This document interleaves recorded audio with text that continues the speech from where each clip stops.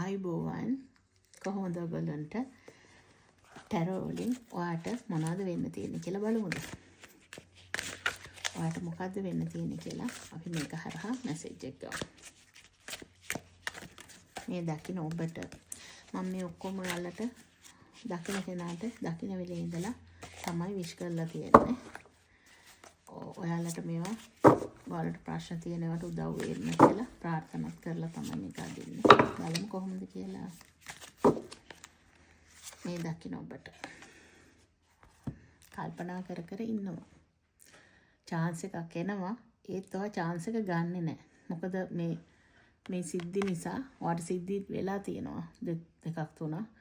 ඒකත් ඒ chance එකත් ඒ විදිහද කියලා ඔයා හිත ඉන්නවා. ඉතින් ඔයාට ටැරෝ හරහා කියන්නේ ඒ chance එක ගන්න. ඒක අරන් ඔයා ක්‍රියාත්මක වෙන්න කියලා. මේක ඉතින් ඔයා හිතන දෙයට තමයි අදාළ වෙන්නේ. මොනවා හරි දෙයක් එපා වෙලා විභාගයක් ගමුකෝ. ඔයා කරලා ඔයාට එපා වෙලා ඊළඟ එක කරන්න කැමති නැහැ.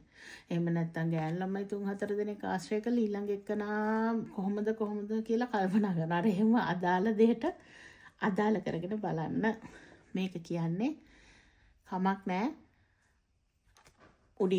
මේක උඩින් එන chance එකක් වගේ කියන හොඳ දෙයක් එන්නේ. මේ හින්දා කලකිරිලා පැත්තකටලා කල්පනා කර ඉන්නේ නැතුව මේ chance එක ගන්න කියලා තමයි ටැරෝ හරහා කියන්නේ. හොඳ පණිවිඩයක්. අපි බලමු. ඉෂ්ට දේවතාවුන් මොනවද ඔයාට කියන්නේ කියලා.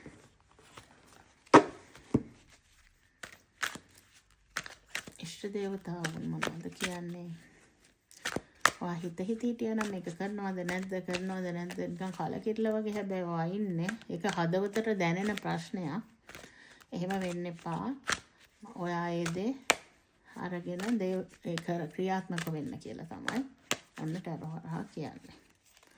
එහෙනම් අපි බලමු.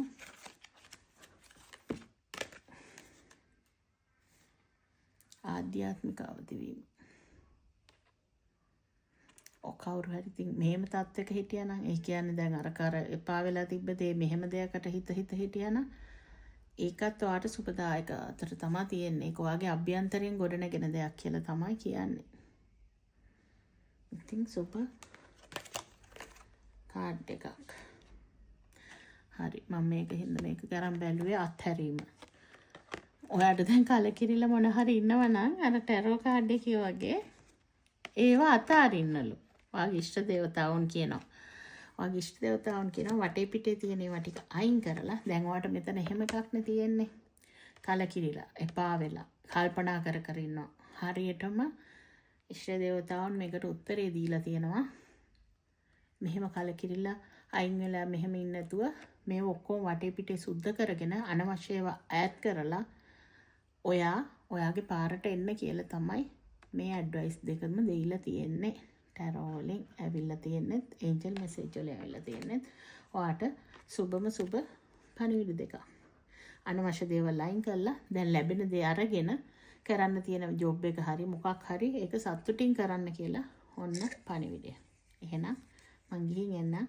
ඔයාලට සුබම සුබ දවසක් වෙන්න කියලා ප්‍රාර්ථනා කරනවා. මාව ෆලෝ කරන්න, ලයික් කරන්න, ෂෙයා කරන්න channel එක පුළුවන් නම්.